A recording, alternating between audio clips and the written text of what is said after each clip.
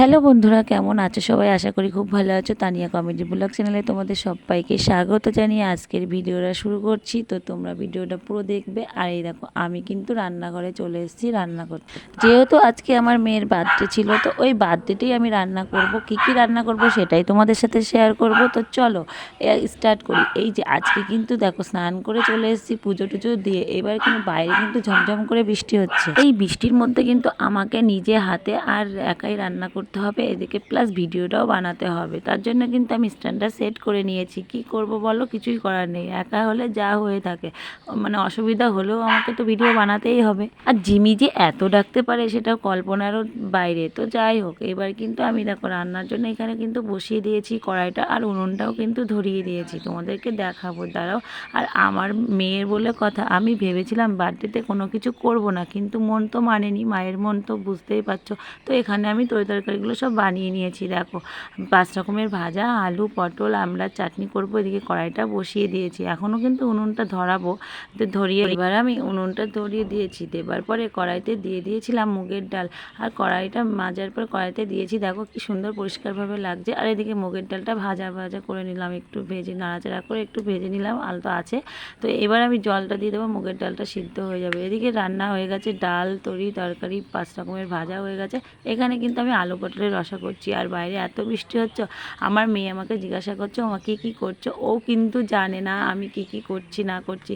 করব না বলেই ও কিন্তু ভেবেই নিয়েছিল, আর ওরও মনটা খারাপ হয়ে গেছিলো। যেহেতু একটা দিনই তো আমি ভাবলাম যে যাই হোক না কেন, সারা জীবন তো আছেই কষ্টটা, কিন্তু এই তার মধ্যে থেকে আনন্দটা উপভোগ করতে হয়। পরে দেখো রান্না প্রায় একে একে সবই সেরা হয়ে গেল। এদিকে কিন্তু চাটনিটা বসিয়ে দিয়েছি, এদিকে চাটনিটা হচ্ছে। আর মেঘ, মানে যত বিকেল হচ্ছে আর তত মনে হচ্ছে যে মেঘটা ঘোর হয়ে অন্ধকার করে বৃষ্টি নেমে যাচ্ছে। বৃষ্টি একটু বন্ধ নেই, মেঘেও একদম পাল্লা দিয়েছে। তো কি করব বলো। এদিকে কিন্তু রান্না গরমও লাগছে, আর গরমে দেখো মানে এত মুখটু কালো লাগছে, আর মুখ মানে বিশ্রী লাগছিল, কিন্তু কিছুই করার নেই। তো যাই হোক, তারপরে কিন্তু এদিকে রান্না করতে করতে অনেকটা দেরি হয়ে গেছে। এদিকে আমার মেয়ে এসে বলছে, মা আমার বান্ধবীগুলো আসতে চেয়েছে। আমি বললাম ঠিক আছে, বান্ধবীগুলো আসতে চেয়েছে আসুক বাড়িতে।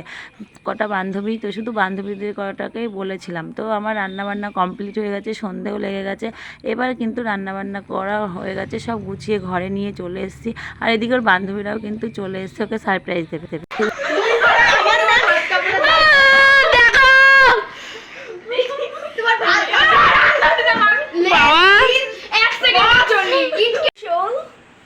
আমরা দিয়ে দিলাম, আমরা দেখা তারপরে দেখো ঘরের মধ্যে আমি গোছাতে লেগে গেছি, কেননা ওকে সুন্দরভাবে সাজিয়ে সারপ্রাইজটা দেবো, এটাই আমার মনে মনে আমি চেয়েছিলাম। তো আমার মনের আশাটা আজকে একটু পূর্ণ হয়েছে। আমি যতটুকু পেরেছি ঠিক ততটুকু দিয়েই আমি ওকে জন্মদিনটা পালন করলাম। যেহেতু প্রত্যেক বছরই একটু করে পালন করা হয়, ওই জন্য ওরও মনটার ভেতরে হয়ে যায় যে না, আমার তো জন্মদিন পালন হবেই। তো এই যে বান্ধবীগুলো চলে এসছে, আর বান্ধবীগুলো লজ্জায় মুখ লুকাচ্ছে। তো যাই হোক, তারপরে কিন্তু বান্ধবীগুলো বসে আছে। এদিকে কিন্তু দেখো আমি সাজিয়ে গুছিয়ে কমপ্লিট করেছি। ওর বান্ধবীগুলোও কিন্তু সব কিছু নিয়ে এসেছিলো। তো এই যে এখানে যা যা নিয়ে এসেছিলো, এই প্লেটটা সবই ওর বান্ধবীরা নিয়ে এসেছিলো, বাদবাকিগুলো আমি গুছিয়েছিলাম। তো বান্ধবী আসার পরে আমি সব গুছিয়ে রেডি করেছি। ও এদিকে জামাটা পরে বসে পড়েছে। তো আমার গোছানোটা কেমন হয়েছে, আর ওকে জন্মদিনে যেটুকু পেরেছি সেটুকু উপহার ওকে দিয়েছি। তো কেমন হয়েছে, কেকটা কেমন লাগছে, ওকেই বা কেমন লাগছে, তোমরা কিন্তু কমেন্ট করো, প্লাস সাথে আশীর্বাদটাও করে দিও। তো চলো এখানে দেখো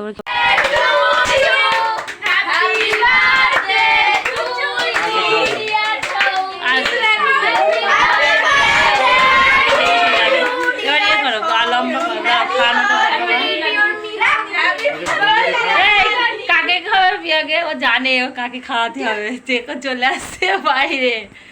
হ্যাঁ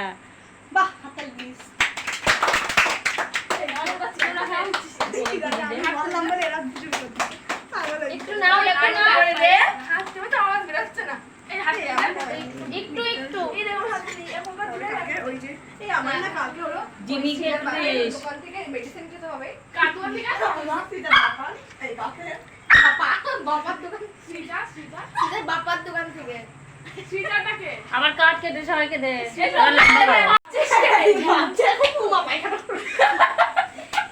খাওয়ার সময় ঘুমোতে উল্টো পাল্টা কথা বলছিস। আশীর্বাদ করছি তোদের। আগে তোরা দিয়ে দে তারপরে লাল মিষ্টি জল দিত সব খেতে হয় বৃষ্টি তুই চাকরি দিবি এবার কি দেওয়া যায় একটু এই যে বল আমরা দেব না দিতে হবে না তুই আবার চলে বা দিয়ে উঠে চালাই কাপড় ওঠে না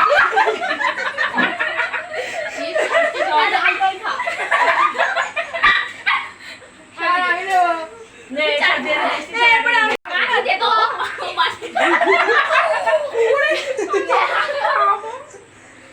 এবার কি খাওয়ানো যায় আপেল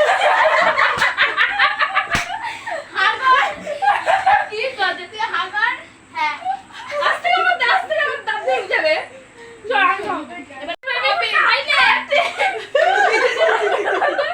আই বাড়ি বাড়ি তো বাড়ি বাড়ি তো বাড়ি বাড়ি তো